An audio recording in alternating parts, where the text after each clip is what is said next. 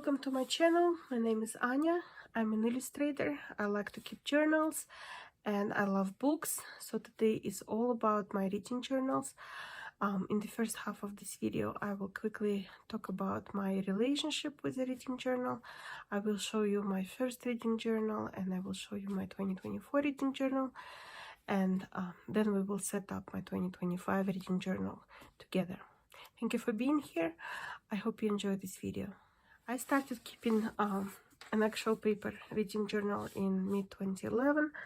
Before then, I would keep a note online on the message board I was using at the time, or when Goodreads went live, I was starting to write a little bit on Goodreads. The online format ultimately didn't really work for me quite as well as the paper does, and so I finally got a physical book and started actually journaling about the books. In 2011 through 2018, my kids were still little, and I just did my best. There was not much beauty in this journal, but I journaled about every single book that I've read or reread at the time, and sometimes it would be a paragraph, sometimes it would be just a sentence, sometimes there would be quotes, sometimes it would be just a title and a date when I finished it. And I find this journal especially important because not only I was figuring out how I journal, but also some of these books I still love to this day, and just going back and finding that book and see how I felt about it 10-12 years ago is absolutely priceless.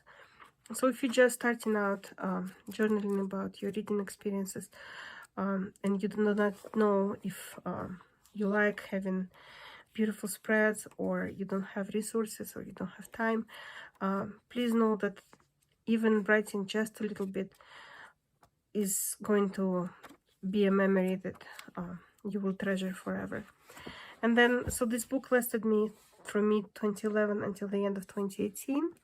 And then I went to a different Moleskine, and this ended up lasting me about 3 years. And that's when my children grew up enough for me to actually spend time thinking about how I wanted to look.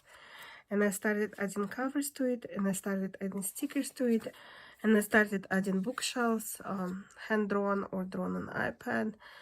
And then I started keeping track of more things, such as genre, for example. And yeah, so this was kind of a transitional journal from just plain bare bones entries to some kind of artistic expression along with the entries for every book. Then in 2023 I got a new book, and that's when I arrived to my current system of having just one book for one calendar year. And that's, I think, when my preferences have solidified. I found that I enjoy keeping live journaling through a book, like for example for Lord of the Rings. It was almost a scrapbook. I kept it constantly by my side, and I was constantly making notes and writing down quotes, and you know, little feelings that I had for a specific chapter. It would all go here. I started separating my reads by month, and then in 2024 it became clear that reading journal is important part of my life enough for me to make it as pleasant for me to use as possible. So I went out and I got this Hobonichi cover in tweedy fabric with a darling little brass button. And Hobonichi covers have lots of pockets in them usually, and I started printing out more covers, not just of things that I've already read or I'm currently reading, but also my TBRs. And I started collecting stickers and little postcards that are book themed. For 2024, I've chosen Midori MD Notebook just to change things up from Moleskine. It's softer, it expands very well. If I collage on it a lot, I do not have to pull out pages to make sure it doesn't swell to this enormous wad of paper. And these are the things that I journal about. First, I have a year-to-year tracker. I've always kept it. This goes back to 2010, and I was able to glean my 2010 and 2011 statistics from my Goodreads export. I am no longer on Goodreads for about 2 years now, but I was able, luckily, to still figure out all my statistics. Things I'm keeping track of are total number of books read, non-fiction, non-English books, because I also read in French and Russian, and my rereads. This is super informative for me. I put little arrows next to it, whether I read more or less than the previous year. This is not judgmental. This is just for me to anchor my eye on a number. This is not only telling me about my reading habits or any trends, but it also kind of reminds me of what kind of year I've had, because books are pretty strong indicator of how my life went. Like, for example, in 2011 I got help for my childcare. My parents were here with me for a while, and I was able to read 56 books, and that was my absolute record until this year when I finally beat it. In 2019 I've read only 27 books, and that's when we traveled a lot, and this is how I can remember that. In 2022 it was a difficult year, so I read as self-care and self-soothing. That's what my reading was for. I can also see that in 2021 I've read 17 books, were rereads, and it was half of my total read, which means that something must have been going on in my life that I craved the comfort of familiar reads. So this is really informative. I definitely recommend just keeping an eye on trends through the years. Then I have my index. This is also not very pretty section of my journal, but it is very informative for me. I can easily find what I've read in the year and what month. Then I have my Discworld series order. For those of you that do not know, Discworld series is the fantasy series by late Terry Pratchett. This series has 41 books. They are all kind of standalone, that are also kind of connected. So I'm just reading my way through it. It's a lot of books, so I kept migrating this list from journal to journal since about 2014, and finally I've had enough this year. So this is my final year keeping this list, because I am actually keeping a separate journal for Discworld now, especially because I am currently rereading the entire series and catching up to the books I haven't yet read.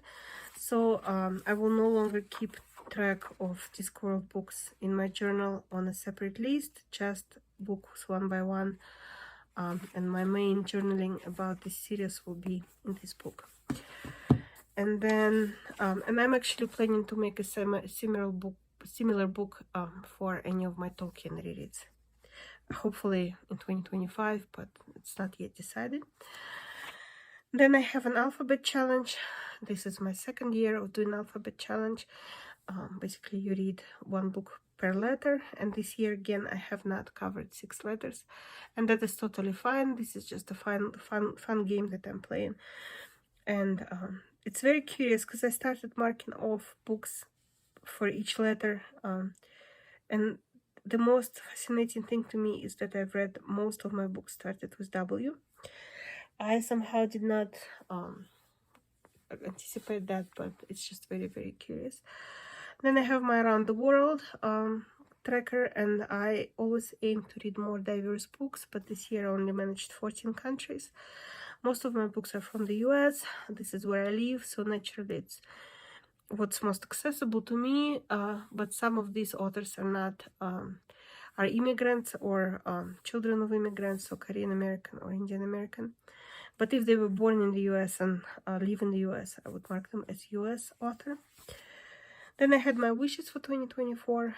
Some of these did not come true, some of these did. Usually I'm trying to keep this amount of wishes lower, just so I have easier time meeting this. But it's interesting. It's interesting to see how you think your year will pan out and how it ends up being. Then I made my little book quantity tower, that was just something done on a whim.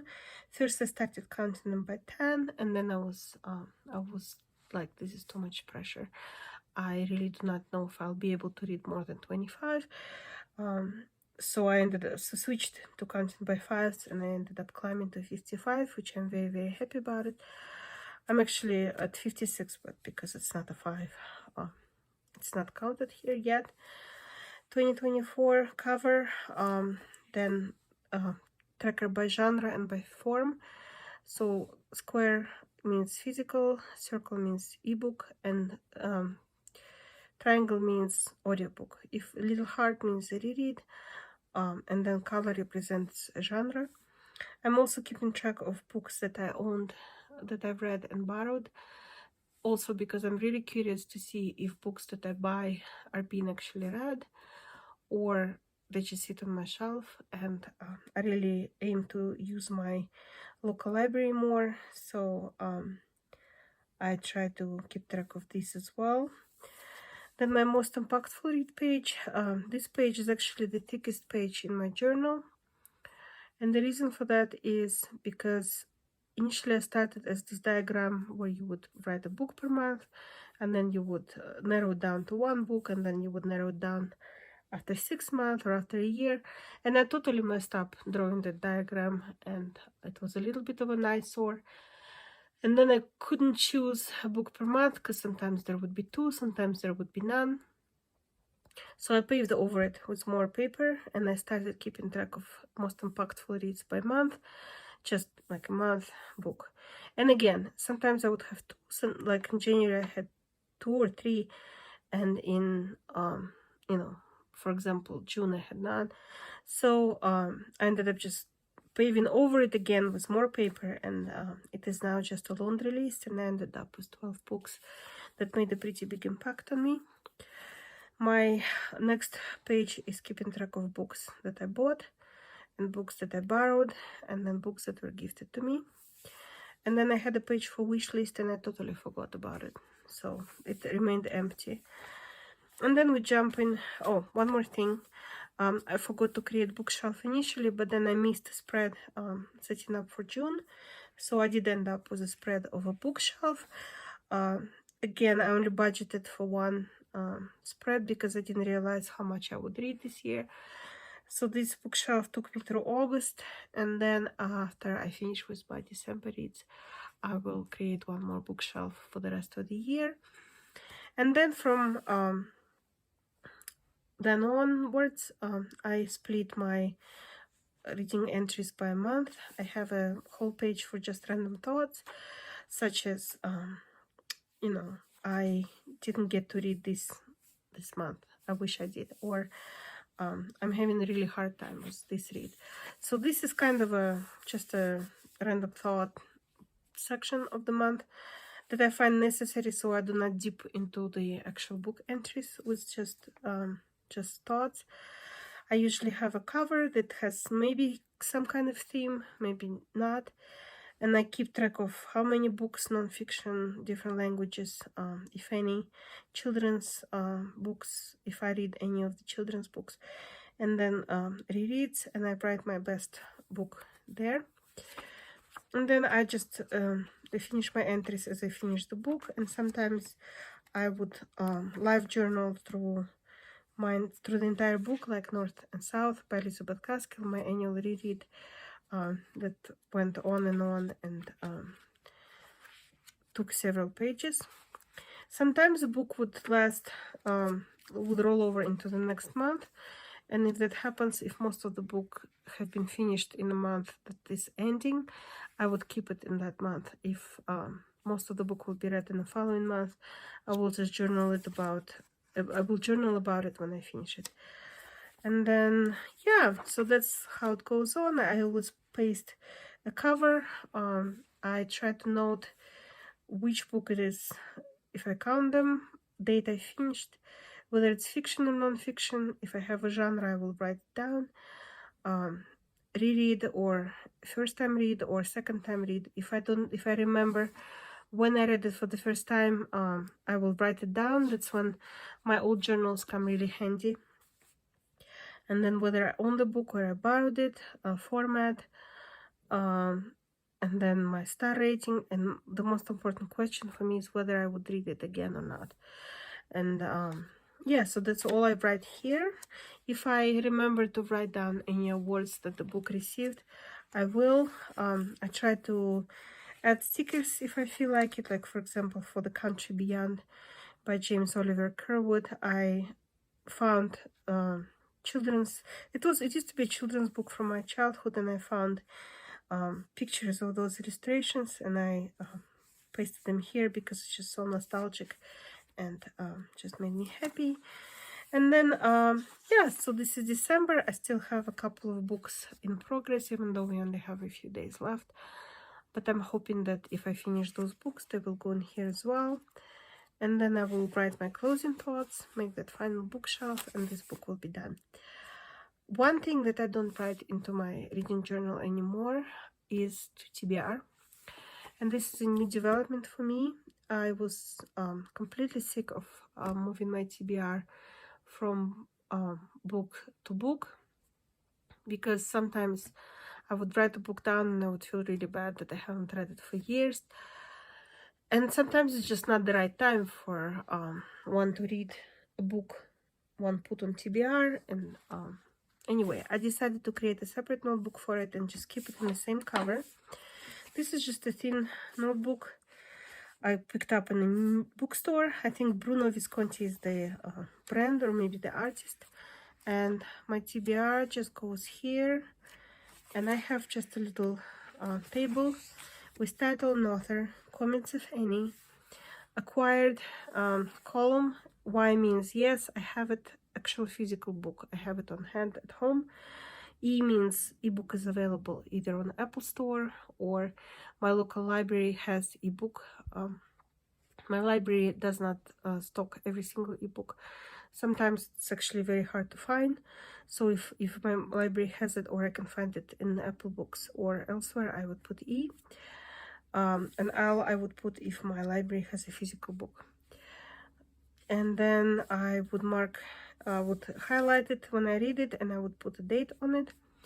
And this is something that is really important for me to keep track of, again, because I want to know if that actually means anything, or I just write things down and never refer to it.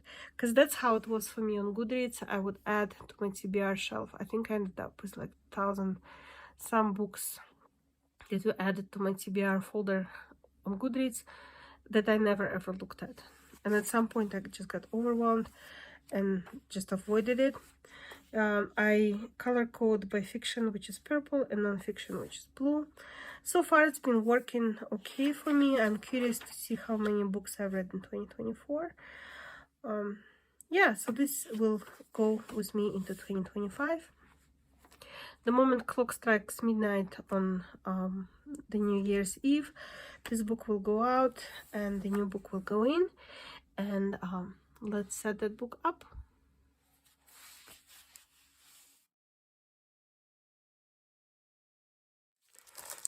So here we go. Let's open it.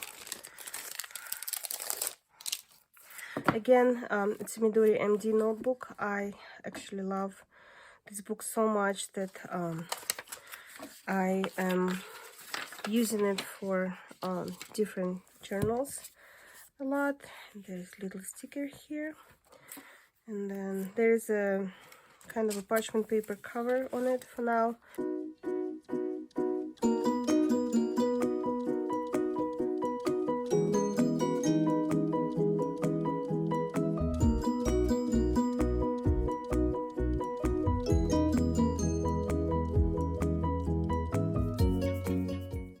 So my first page is always year to year, and I'm going to use my old journal as a reference for this page.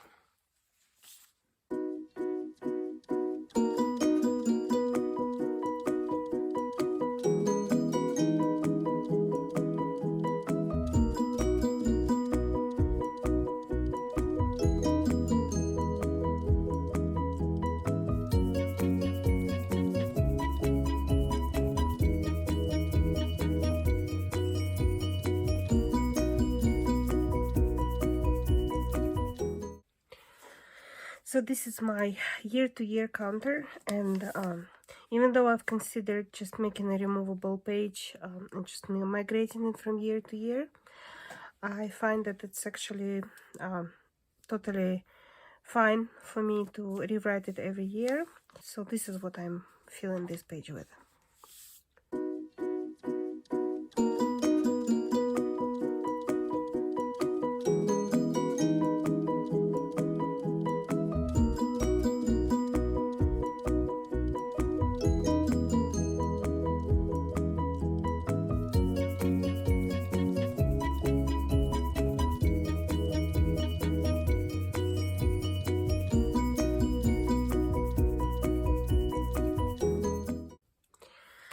So my year-to-year page is now done. I did not fill out the 2024 yet because we still have a week to go. Anything can happen. I'm hoping to finish at least one more book, but again, all of these numbers can increase from what I have now.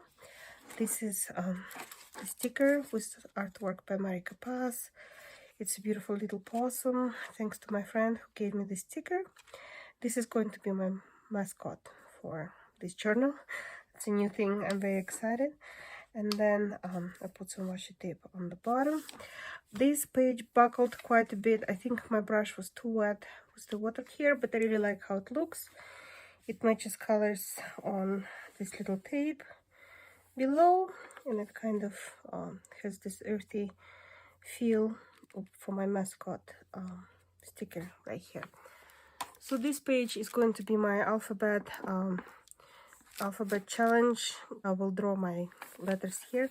So I'm thinking about actually making it 2 alphabet challenges, this time for fiction and non-fiction. So I'm going to split it into 2 sections.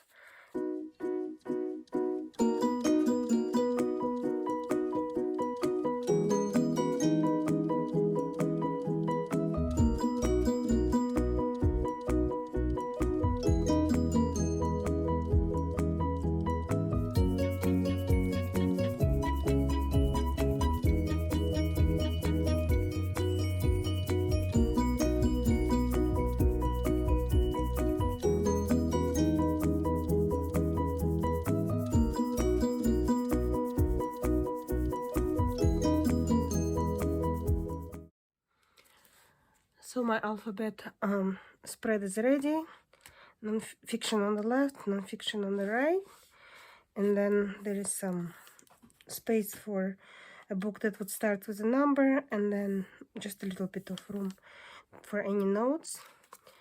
And the page did buckle quite a bit more than I expected it to. I'm not sure, either my brush was still too wet or something happened and the paper actually changed in Midori MD notebooks. So to make my index spread a little bit more appealing, I decided to put all these different papers on it, and I actually like how it worked out. There are all these different textures to play with and kind of sections that it's now split into. And I also made a around the world spread for the books that are from the different countries. I do want to continue with that. So one page is decorated, another one is not, because I do not know if I will actually use it for this particular thing. So I'll just leave it blank for now, and then we'll see how it will work out.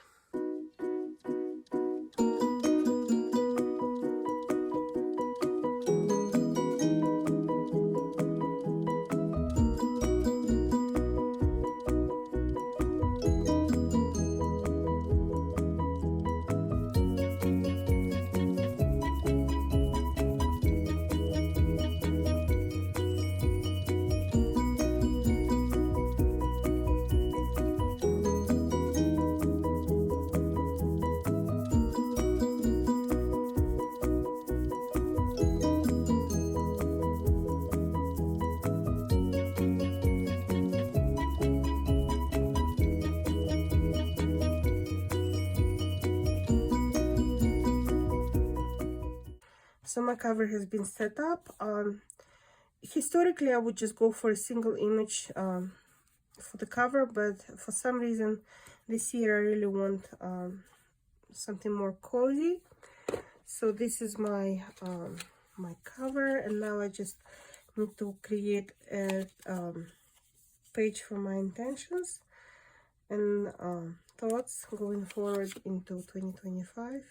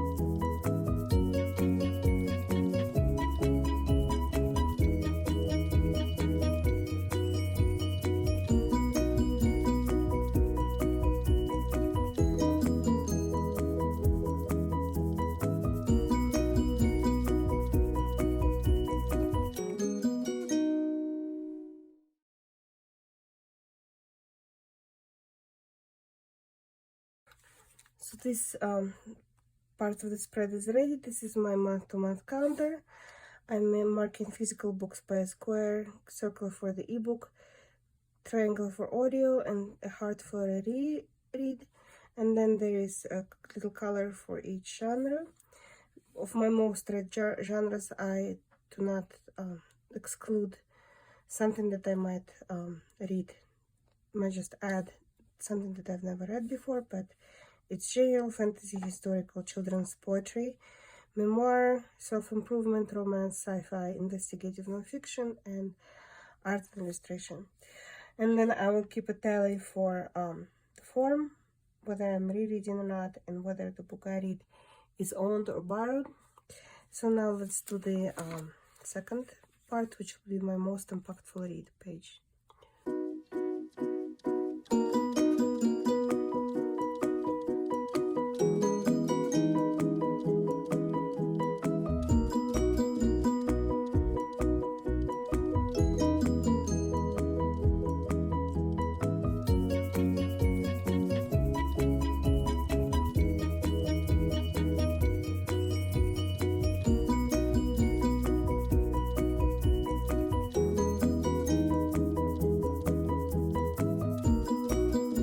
Spread is now ready. Genre tracker on the left and most impactful reads on the right. Now it's my next spread, and that spread is all about books that are bought, which is going to be here. And then this will be books that I borrowed, books that were gifted to me. Number one request for Christmas or birthdays, if my family asks me what I want, is of course book. And then for the first time I will be keeping track of the books that I have released from my possession, whether they were sold, passed on to somebody, or sold or donated. So okay, so this part I think is ready. I feel like maybe I need a little bit of a border here.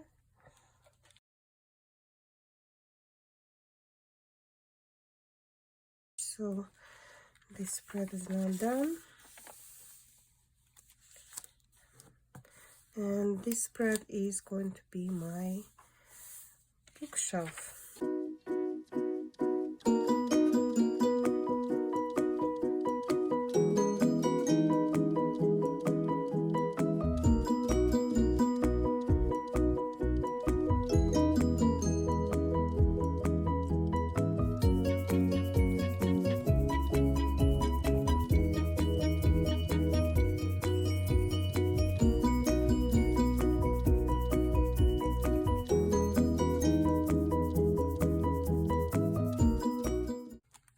So the bookshelf is now done. It's very plain now, but it is going to get prettier as I add books on it, as I read my way through 2025. And the next spread is going to be my actual January cover and January thoughts page. But I will do my January cover on the 1st of January because that's how I always do things. Yeah, so my 2025 reading journal setup is complete. Let me walk you through it one more time. So I have my title page, my 2025 mascot, which is this cute possum. Sticker art is by Marika Paz. My year-to-year page with the counters for each year of total non-fiction, not in English, and rereads. 2024 will be filled out in just a couple of days. My index page, my alphabet challenge for fiction on the left, non-fiction on the right, and my watercolor pages ended up a little bit too rustic, but I'm sure I'll get used to it, and the variety of texture is actually quite interesting. And then my Around the World challenge with a spare page that may or may not be a continuation of this page, or something else will be added here.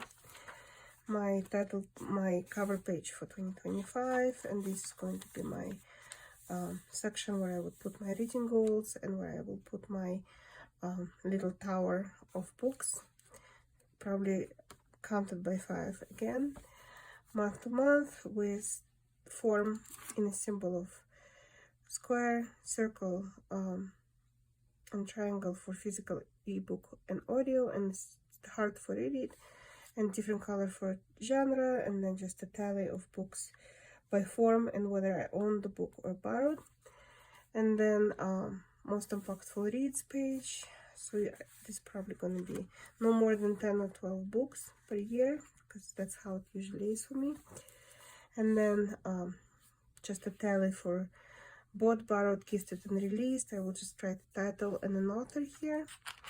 And then I released, let go of my bookshelf, and from then on I will create a cover for each month and write my thoughts and then journal away. Thank you for being here. Thank you for watching this setup with me. Hit that like, comment, subscribe, and I will see you next time. Happy New Year. Goodbye.